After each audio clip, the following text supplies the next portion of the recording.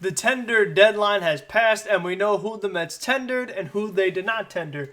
In this video, I'm going to talk about the decisions that the New York Mets made on who to tender and not tender, and some of the other players that did not get tendered by their respective teams, and are players that now should be on the Mets' radar as now the free agency pool has gotten even bigger.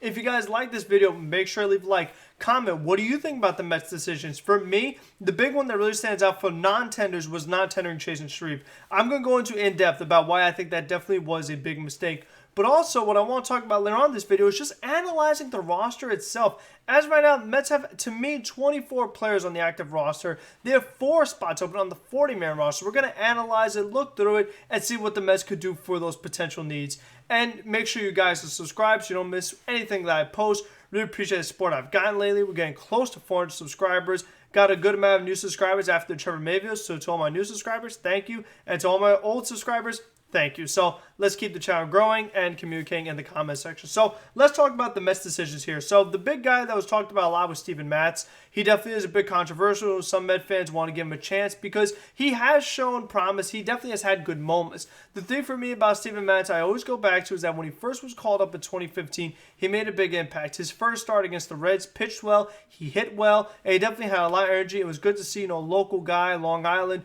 do well for the New York Mets. And then in the playoffs, you see Steven Matz do well again. So it's like, okay, when it matters most, we can count on Matz. He pitched well in the World Series against Kansas City, so you definitely have something going with Steven Matz. But then, as his career has progressed, injuries, inconsistencies, and we see bad Matz and we see good Matz, so we really don't know what kind of pitcher the New York Mets have in Steven Matz. But the thing is that they decided to retain him, and I understand that because with pitching, you really can never have enough, and you need pitching depth, especially when it comes to starting pitchers. So the thing that I'm hoping is that the Mets aren't counting on Matz to be in the starting rotation. If the Mets could go into the season with the expectation that Matz is a depth option, that Matz is an insurance option, that is a good role for him if somebody were to get hurt or if somebody gets scratched from a start or whatever, and the Mets need someone to make a start, maybe a doubleheader or something like that, and the Mets need somebody to make a start. It's good to know that you have Steven Matz and not Ariel Jurado, who the Mets decided to not tender, Corey Oswald, who the Mets did tender, or Robert Gsellman, who the Mets tendered. I'll get to him next. But just that Matz is better than some of those other options and is a pretty good insurance/depth kind of guy. He kind of makes me think that the Mets don't really need someone like Gio Gonzalez as much because Steven Matz could fill that role. Because the thing that we have to keep in mind now is that, yes, there are a lot of players that we want, that I want. The way it looks like the Mets 26 roster is going to go and how many spots are left on the 40-man roster, the Mets really can't get that many players without losing some players in the process. So it definitely gets pretty weird. So I do think that having Matz as a solid backup option is pretty good. And who knows? If Steven Matz pitches well in spring training, maybe he could be the 5th starter. I mean, having Steven Matz as a 5th starter, if he's good Matz, that's not bad at all. So that definitely is something to consider. I'm glad the Mets have given him one more chance because this is make or break for Steven Matz. Hopefully a full season, hopefully fans in attendance, we really get to see what Matz is made of, and then we could go on from there. But the guy who I did not agree with giving a tender to was Robert Gsellman, because I just think that I've seen enough of Gsellman and I don't trust him. He is not good enough, because with Matz, I've seen really good moments out of him. Not just kind of good, like a really good pitcher. From Gsellman, he had that one good year in 2016. After that has not been good since. So I don't know what is the point of even keeping this guy around anymore, because he doesn't really have a role on this team. He's not good enough to be a starting pitcher. He's not good enough to be a relief pitcher. So what's the point of having him? Because the thing about Gsellman is that when he didn't make starts for the Mets, and he made far too many for them, he only went 2 innings. And you know who would bail him out? Chasen Shreve, who I'll get to next. But I just don't understand what the Mets see in Gsellman that's like, oh, we need to keep him around for another $5 million, $6 million. For me, I would rather use that $5 to $6 million to give more money to Bauer, or more money to George Springer, or more money for Brad Hand, or more money for a Michael Conforto extension. I feel like there is better use of that kind of resource than keeping Robert Gsellman on the roster. The Mets have enough right-handed relievers as it is, and Gsellman is not dominant enough to be a guy that you can count on in a close game or with runners on base to get the job done. And he's not good enough to be a starting pitcher, because even then he would still have to build his arm up, so he's only going to go 2 innings, taxes out your bullpen, and you don't have Chasen Shreve anymore, who was your long reliever. So that was my main gripe, was the fact that they non-tendered Chasen Shreve. I don't understand this at all. Not even this much. Unless the Mets get Brad Hand or maybe even Justin Wilson, then I'll be okay with it. But as of right now, I really just don't get the thinking here, because Chasen Shreve did a really good job for the New York Mets this year. I mean, much better than people give him credit for. The thing about Shreve was that he's a left-hander who the Mets don't have any in the bullpen outside of Daniel Zamora, who I really hope is not in the opening day roster. But the thing about Shreve also is that he won multiple innings. Not a lot of relievers could do that. And the thing about Chasen Shreve is that for the most part, he was lights out the entire season. I mean, the way ERA works, unfortunate that since it's such a short season, one bad outing makes your ERA go up a run. Like for Shreve, there was a point in the season where it was September 17th after the game against the Phillies. Chasen Shreve had a 1.99 ERA. That's really, really good. You know, that's excellent out of a long reliever, out of a guy who's not in the back end of your bullpen. Then he has a bad outing, and his ERA goes up to 3.13. So it goes up over an entire run. Then he has one more bad outing against Tampa, and then his ERA goes up to 4.07. So just one bad outing, giving up 2 runs or 3 runs, boom, your ERA goes up an entire run. But other than that, for the most part, his outings were scoreless, multiple innings. And the Mets were still able to compete when their starting pitchers like Porcello, like Matz, like Waka, like Gsellman only won a couple innings. They still were in the game because Chasen Shreve kept them in the game. And it was only going to cost you $1 million or $2 million. So I think that I would much rather pay $1 million or $2 million for Chasen Shreve than $5 million for Robert Gsellman. It makes absolutely zero sense to me. I don't get it. I'm very frustrated by it because I want to see Shreve stay on this team. The Mets do not have a left-hander in the bullpen. And it's not like you could use lefty specialists anymore with the 3-batter minimum rule. That isn't really exactly what Shreve is best at. He's good, like I said, in that multi-inning role if a pitcher doesn't go deep into games. And I just think he provides value for that low of a cost. You know he could perform as a Met. I don't know what more you want. So I definitely am frustrated that the Mets decided to non-tender him. But some of the other decisions that they made as far as tendering was they did decide to tender Miguel Castro, which is okay. I don't like Castro that much. I don't trust him. I mean, all I need to know about Miguel Castro, game against Philadelphia, extra innings, Jason Segura, boom, home run. Done. That's all I need to see. In a big game against the Philadelphia Phillies, I know I cannot trust Miguel Castro. And I just saw other games where his command is inconsistent. He gives up the long ball. You can't trust him in the back end of games. That's why you get a Trevor May. That's why you have Diaz and hopefully Lugo in the bullpen. Because then Miguel Castro could be in the middle with the other sketchy guys of Familia and Betances and Brock. They're all in that same class of sketchy right-handed relievers the New York Mets have.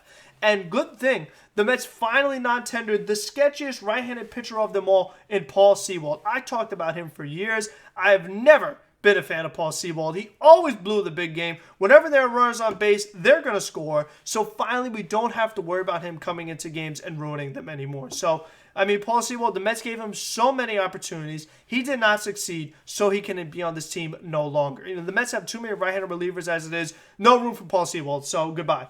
Ariel Jurado, he made one start against Orioles. Wasn't good. Goodbye. Don't need him anymore.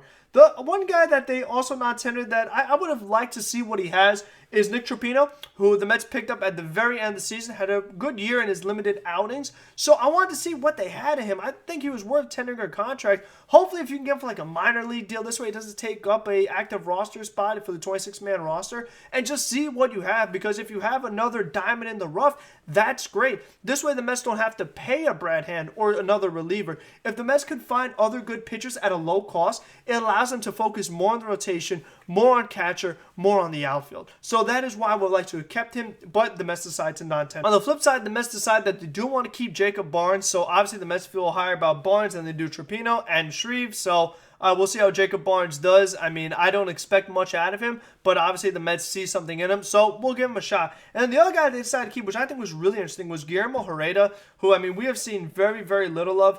And that really, after looking at the way the Mets roster shapes up right now, is what we're going to get to now. The Mets have to do something for the outfield. They need a fourth outfielder. They may even need another starting outfielder. Obviously, George Springer, top of the list. I really want to get George Springer. But if they can't, I think you have to look at Jackie Bradley. I think there's some non-tender guys who came up on the market today that also could definitely fill in for that role. So let's just look at this Mets roster the way it currently stands. As of right now, as far as starting pitchers, you have DeGrom, Stroman, Peterson, Lugo, Matz.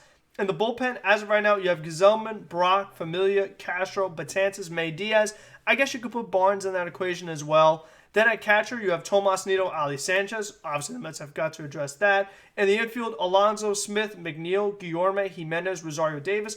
In the outfield, Nimmo, Conforto, Herrera. So if you put Barnes on the roster, the Mets only have one spot left on the active roster. If he's not on the active roster, you have 2 spots. The Mets, as I said before, have 4 open roster spots on the 40-man roster. So there definitely is some holes on the roster that definitely need to be addressed. One of the obvious things right away is upgrading the catcher position. So getting Ali Sanchez off the active roster and putting in a James McCann, a Yanni Molina, a JT Realmuto, whoever it is. That definitely has got to be addressed. That is obviously one of the number one things you could do. The other thing, starting rotation, something has to be done there, whether it's Bauer, Odorizzi, Kluber, Tanaka, whoever the pitcher is that the Mets decide to bring in, that would be another roster spot right there. But when I look at this outfield and the way it's currently shaping up right now, is it going to be Dom Smith in left field? Is it going to be J.D. Davis in left field? Who's going to be the Mets left fielder? And is there going to be a DH? MLB has got to decide, like now, if they're going to have a DH or not, because these teams, like the Mets and other teams, the way they're going to approach free agency depends on if they have a DH. If there is a DH, the Mets have got to get another position player because they don't have, 9 guys I really feel great about as far as swinging the bat, because Ahmed Rosario is not a DH. Andres Jimenez is not a DH. No matter what, it is going to work out. Someone's going to play in left field that really shouldn't be out there, whether it's Dom Smith or JD or whoever. It's just going to make for bad defense. So they've got to decide, is there going to be a DH or not? Regardless, the Mets need another outfielder, because since McNeil's in the infield, all you really have right now is Nimmo, Conforto, Herrera. So do you put Dom at left field? Do you have him DH? That is a big-time question mark. So the Mets have got to do something in the outfield. And there are 3 guys that got non-tendered that are really highlighted on my radar. Number 1 is Adam Duvall from the Atlanta Braves. Duvall had a tremendous year for Atlanta, hit 16 home runs, definitely overachieved expectations. He would make a great, not only a backup outfielder, but maybe even the starting left fielder, because Adam Duvall also plays pretty good defense, better than J.D. Davis, better than Dom Smith. So that's an upgrade right there, and you get someone with power, and you get to hurt the Atlanta Braves for once. Oh my gosh, what a crazy concept. Because as I've said before, the Braves are the Mets' main roadblock. So anything you could do to make yourself better than Atlanta, I think you do it. So Adam Duvall, definitely very high on my radar. Another guy that stands out, Eddie Rosario. He has plenty of talent. Good left-handed bat. I mean, I imagine a lot of teams are going to be in the market for him. So I don't know if the Mets are going to go that route, but if they can get him for a reasonable price, he would definitely fill in as a nice starting left fielder. And the other guy that other teams have interest in is David Dahl. Dahl had some injuries with the Rockies, but he's a young left-handed hitting outfielder. Dahl has a good bat, definitely could help this team, and could be a starter in left field, if they have Dom Smith DH or something like that. It all depends on what MLB decides with that rule. So that's going to be very important for the Mets. So those are some of the things that they could do. The other guy that stands out that got non-tender is Archie Bradley, a reliever who did well with the Cincinnati Reds after they acquired him in the trade deadline from Arizona. So, I mean, obviously I'm all for doing anything else to the bullpen. I know they got Trevor May, but you still could do some more. The bullpen definitely is not something you feel great about. You're not confident in it. It still could use a little bit of work, nothing crazy. So Archie Bradley definitely fits that mold. But it's clear that, the Mets made some good moves today, some moves I don't agree with, but obviously there still is a lot of work to be done. We now have a better idea of what the free agent pool looks like, and we'll see what the Mets do. So until the next one, be safe, be smart, be healthy, and have a good one, everyone. Let's go Mets!